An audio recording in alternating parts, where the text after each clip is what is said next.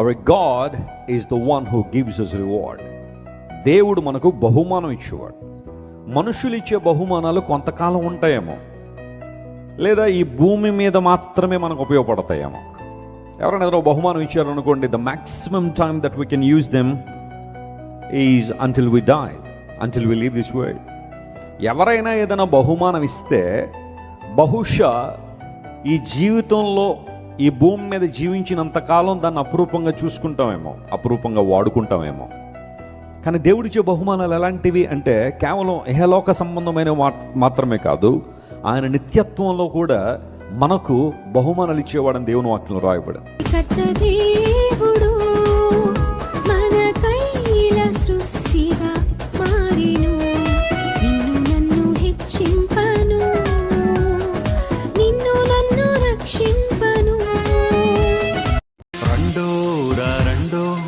యేసుని చూడగను, రెండో రా రెండో ప్రభు యేసుని చేరగను.